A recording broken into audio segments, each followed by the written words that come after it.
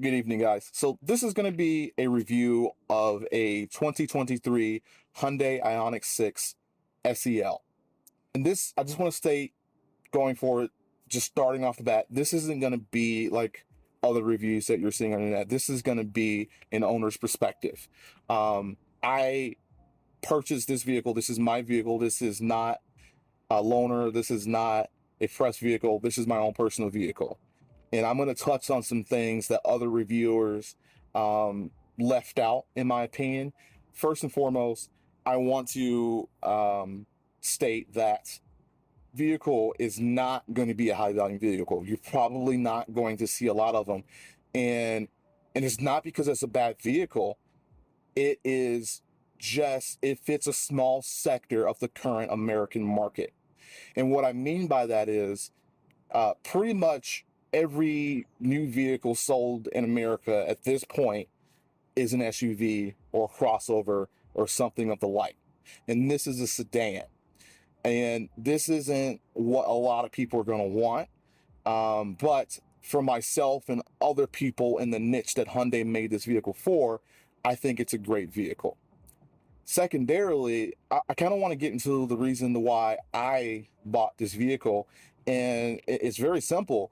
I had a very small criteria. It had to be electric and it had to be a sedan. And reality, the only vehicles that can really fit in that niche at my pre-selected price point, I wanted to be under $55,000, would be this car in a Tesla Model 3. I'm coming from someone who has primarily driven high performance vehicles and performance cars, sports cars. So for me, an SUV is just not something that I want, nor is it something that I need. So that's just kind of really it. And any other vehicle that fits that criteria is going to be significantly more. You got the Mercedes EQS, you got the Tesla Model S, you have the BMW, the Porsche Taycan, and then you also have the Audi version of the same vehicle. And unfortunately, those are just kind of more than I want to spend on an electric vehicle. In my opinion right now, I personally cannot justify spending, a significant amount of money on electric vehicles, especially when you're starting to be in a 70, 80, $90,000 range. And not because I don't think they're worth it. The technology is advancing at such a pace where I don't think it makes sense, because you're going to have something that can be easily outdated within a few years. I did cross shop a Tesla, specifically a Model 3 and a Model 3 Performance. And I even went as far to a Model 3 for a week. And then I had a 2022 Model 3 for a week. And then I had a Model 3 Performance and a Model S. And not that they're bad cars, but I just ultimately decided that they were not for me. And I really like the kind of quirky niche vehicles, but those were quirky in a way that just didn't work for me. Shortly after that look had concluded, I have a couple friends and family that works for GM, and I heard some rumors that there might be a Camaro EV in the future, and that would be honestly perfectly ideal for me. And because primarily I've bought a lot of GM vehicles, but I've had a little bit of everything. At this point in my life, I've owned over 30 vehicles. Some of them I own to repair and resell, kind of stuff like that. But I've had a little bit of everything. And I would have preferred a Camaro EV, but I kind of felt that out for a couple of months and kind of realized that I think that that was going to be something that would be happening in 3 to 5 years. I won't say gave up, but suppressed the urges for a new car. This came along, and I kind of looked at it and I'm like, wow, that is really a good looking vehicle. That is something I can see myself driving. And so much in fact that obviously I bought one. And believe it or not, this is my first Hyundai I've ever owned, a first Korean car. Take that back. There was an older mid 2000s Hyundai that I bought to repair, but I honestly never drove it. And it was basically buy, fix, sell. So I didn't really have any experience with it, but I mean, it needed very little repairs for what that's worth. So I want to get into the nitty gritty of this car.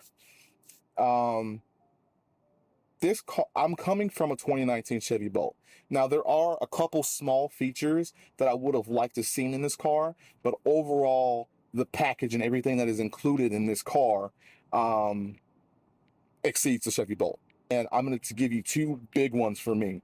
The heat pump in this car is fantastic. It's very efficient. Unfortunately, we're coming into the springtime, so I won't be able to test kind of the super cold weather, but just kind of preliminary stuff.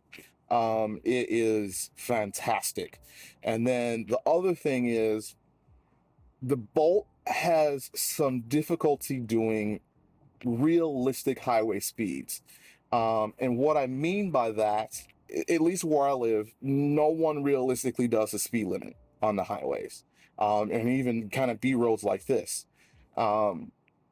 They tend to do 10 to 15, 20 miles an hour over, which means in a Chevy Bolt on a highway around here that I would need to be doing kind of 70 to stay with and keep up and blend in with the flow of traffic. And the last thing you do is you don't want to be the slowest person on the highway. You want to go with the traffic, otherwise you actually become a hazard. And the issue with that is doing those highway speeds in a Chevy Bolt, the range just it just falls. And so far, this car is able to do 75, 80, between 70 and 80 miles an hour, and it doesn't, in my opinion, have as big an impact on range as it did the Bolt. This brings me to my next segue. In my opinion, this was the most difficult car for me to buy. And not only was it difficult, I really didn't get exactly what I wanted. Now, what I mean by that is that what Hyundai offers to the Americas versus what they get in Europe and Korea is not totally different, but it is frustrating when you see all of your ideal specs and it's something that you're just not going to get here. You can't order it. You can't do anything like that. And this is one thing I want to very clearly point out is that you cannot order a car from Hyundai. It is not a thing. The dealers may convince you into thinking that it's a thing, but it is most definitely not a thing. But when I bought a couple older cars, specifically they were, I can't remember, but it was a Chevy. The process went as follows. I went to the dealer. I said, I want that. I want these options. And that was it. They then ordered the car with my pre-selected options, everything that I wanted, and I got the car within 3 to 6 months. This car and Hyundais in general are very different. You can't go to the dealership and place an order. Now, they may take that and convince you into taking an order, but from what I've been told, and what I've seen, keep in mind, I have a contact that works at corporate at Hyundai. Just someone I know and met over a couple of years. And Hyundai dealerships have no control at all of the cars that they get. And if you think that it will be different for you, it is a fool's errand and you will end up frustrated. Ideally, in the perfect world, I would have gotten this car in bright blue, which doesn't seem to be, well, not seem to be, but it's not a color for this market. And then my second choice, and I can't remember the name of it right now, but it's essentially purple. It's like a dark purple with a heavy flake in it. And I end up going with this color, which is this color is transmission gray blue pearl, something along those lines. And in a perfect world, I would have had a bright blue, all-wheel drive, limited trim with a sunroof delete. And, any other manufacturer, you would say, oh, that's pretty easy. We could get that done. It wouldn't be an issue. But that's not the case with Hyundai. It's just not, it was not going to happen. And so once I finally, and I spent probably 2 or 3 weeks and even placed a deposit with a dealership, like I think I gave them $1,000. Just to find out that wasn't going to happen. So what I ended up having to do is reach to a contact and who reached out to another contact. I won't go into details, but essentially what happened was this gentleman was able to reach into the back end of Hyundai servers and query a list of allocations that all the dealerships were doing. So and there was some money exchanged to make this happen and all this stuff. So once that happened, that gentleman gave me the allocation list, and then I decided what I wanted. And that was transmission grade Blue Pearl, SEL, all-wheel drive. Now, you may have noticed I said SEL instead of limited, and that was because I realized that I was not going to get the limited without the sunroof. And the reason why I didn't want a sunroof is because I'm nearly 6'5", and sunroofs for me are detrimental in terms of headroom. And I actually sat in a fully loaded limited and at the auto show, and it was approximately 2 fingers of room. Now that could have worked, but getting in and out, I was probably going to bump my head and all this stuff, and I just knew better to not do that. And so once I figured that out, I got all of the vehicles that were in my spec that were coming to dealers in the first round of shipments. And of the color combination that I wanted, and I also wanted the white interior, there were 56 total. That was it. So I had 56 dealers I had to talk to. And obviously I started with the ones local, and I called several dealerships. A couple wanted over a sticker, and in my area, and I want to just kind of go back a little bit. The majority of these cars, based on allocations, are going to the West Coast, plain and simple. And it thins out as it goes east across the country. So being in Illinois, there were not a lot of options, okay? And I soon realized that I may be paying over sticker. And for me personally, that was going to be very difficult, because having been a car salesman for a period of time, the fact of paying more than the manufacturer suggests does not mentally compute in my head. So once I figured out that I wasn't going to do that, I just started calling dealerships, and I was able to find a dealership that was a couple hours down south from me, and they wanted a very high deposit. But they were selling it at MSRP, no markups, none of those silly dealer add-ons, and it was a $3,000 deposit. Placed a deposit. The car came in probably 2.5 months later, and here I am. I picked it up. Just seemed so convoluted, because it's one thing if you can't order a car, but it's another when you can't go to your preferred dealership and tell them, hey, this is the car that I want, and them just order it for stock, or maybe back in the day, I'm assuming they would do trades, but the whole thing is just completely bizarre to me. And I don't know. I guess when you're spending $20,000 on a car, you don't probably really care too much about the color, and those people and looking for cars at that price are probably less particular. But as someone who was spending over $50,000, I wanted what I wanted, because at that price point, it's different. So that's one of the things that I want to talk about that was different. Hyundai dealership customer service is not great. And to be completely honest with you, I'm genuinely curious how they sold so many Ioniq 5s with the experience I received calling dealerships trying to put a deposit for this car. And I would email dealerships, and they would email me back, or I'll get an auto reply, and I would never hear from them again.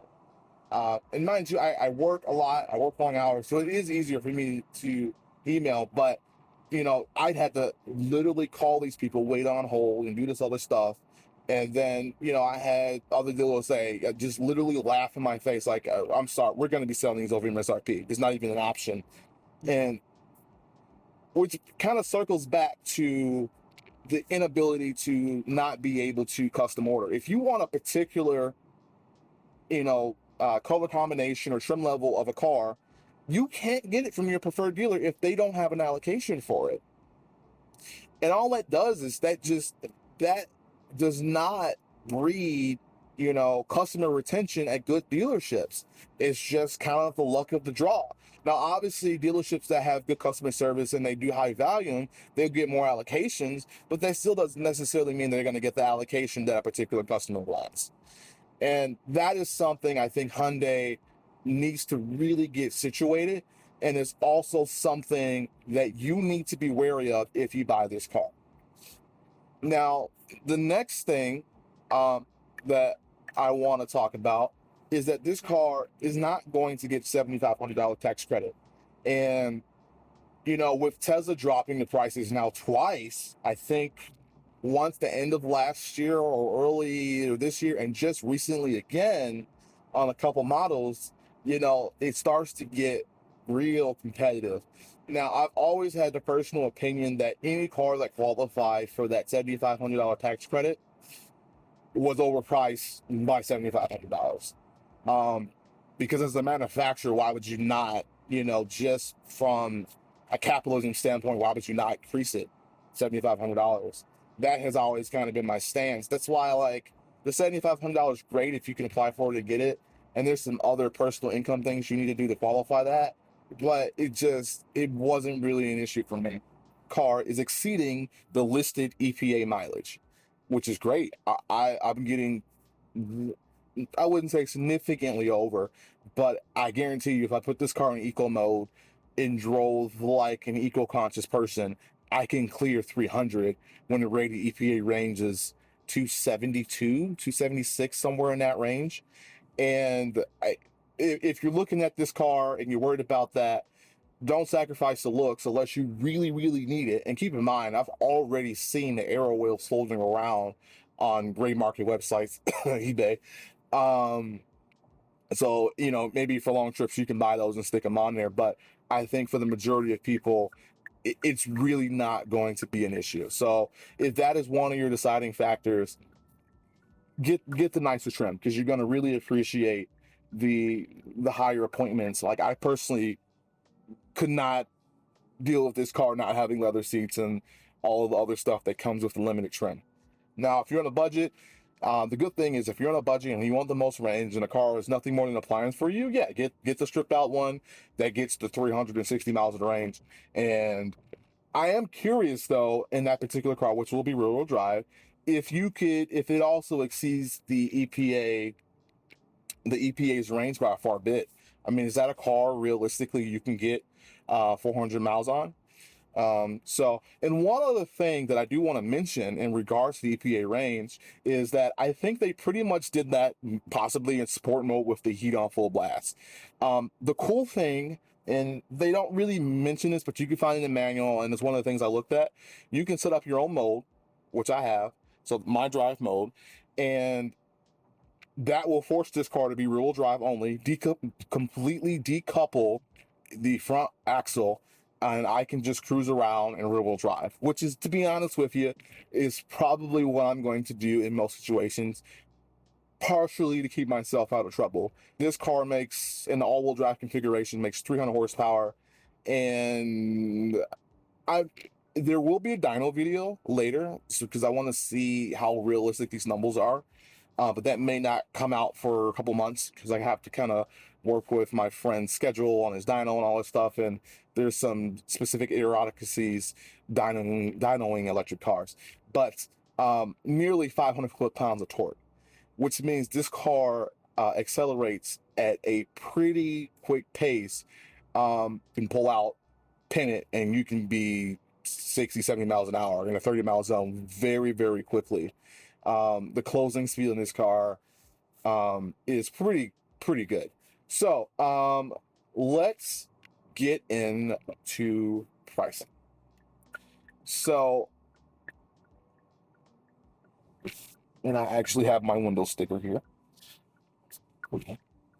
And I'm going to be a good person. I'm going to pull over for a brief second so I can read that, get into pricing. So this car, as I said, is a 2023 Ioniq 6 SEL, long range, all-wheel drive, 20-inch wheels. The sticker price for the car was $51,200. For whatever reason, carpet floor mats are not included, so that's an extra $210. The destination charge, keep in mind they have to bring these on a boat over from Korea, so it's going to be higher than cars made here. That's $1,115. That brings the total price to $52,525. Now, I opted, and I did my research. I was able to trade in my Chevy Bolt for a good price. I won't mention that because it's really not relevant. But and that was more for tax savings than anything. But I did finance this car through Hyundai Motor Finance, specifically because they give you $1,000 off. Unfortunately, their advertised rates were, I'm going to say, having worked in a dealership, I know what happened. They marked it up. They marked the rates up. And unless you have a very good relationship with a particular dealership and you've bought tons of cars, and you have an 850 score, which I'm not far off from that, you're not going to get that advertised rate. So I did that basically for the $1,000 off. Now, there's also some ways where you can get a $7,500 tax rebate. And the way that Hyundai is doing that is if you lease the car, Hyundai Motor Finance obviously will be the lien holder, and they're basically buying the car, if you will, but they are a corporation, so they're able to do some type of weird legal loophole pass through where they're able to get that $7,500 credit. And you can read the fine print on the IRS because you can kind of do this as a business if you lease it too. But they're getting that $7,500 off and they're passing it off to you. And I don't know exactly how it works, if they cut you a check for $7,500 or if it's when you buy it, but it is possible. They're doing it on the Ioniq 5s. My dealership knew nothing about it on the Ioniq 6, and it's not listed as a current incentive for the Ioniq 6 as of 4/3/23 when I checked. So you may be able to get that, but I wouldn't bank on it, but I would definitely inquire. But there's a lot of numbers involved with that where, leases do have interest on it. They call it a money factor. That may not work. And kind of the math that I was getting with not having a residual and all that stuff, I just didn't really feel comfortable about it because it may work, or it may bite you later, and it may have not have been a good deal. So that's one thing. And then I'm gonna be honest with you, immediately as soon as they submitted the paperwork and everything was finalized, I refinanced that loan. It's a very small loan that I have on the car. I think that's going to be the case for most people. And I was able to get a significantly better interest rate, and I'm talking 3.5 points. And don't believe the notion that you need to keep a car for 6 months or whatever and then refinance it. If you really think about it, it doesn't make any sense at all. You want to go ahead and refinance that loan if you're going to get a better rate pretty much immediately, so you're not paying your original financee unnecessary interest. Even though it may be a couple $100, it's still unnecessary interest. In any dealership that tells you that, the reason they're telling you that is because there is some financial incentives that go back to the dealership when vehicles are financed through in-house. And in some of the stipulations the dealership has with the finance company is that that person has to be financed for 90 days or whatever. So they always say, oh, just refinance in 6 months. Don't do that. If you know you can get a better rate, just get into the dealership, get your $1,000 off, immediately refinance it. There's no prepayment penalty or any of that stuff for auto loans, at least in Illinois. It could differ by state, so check your laws, but that's my opinion. With that being said, could you have bought a Model 3 cheaper? Yes, I agree with that. But, where I live, there's a lot of them. And I'm the type of person that doesn't like to drive what everyone else drives. And not because, I am of particularly fancy, is I just want something different. The other thing is that Teslas don't have a lot of colors. And yes, you may say, you know, this doesn't come in a lot of fancy colors either. And you'll be right, they're mostly monotone, but there are a couple good colors, specifically the one that I have, and I'll try to put a clip of it in the video too. But it is fantastic in the sun, and I'm going to be honest with you.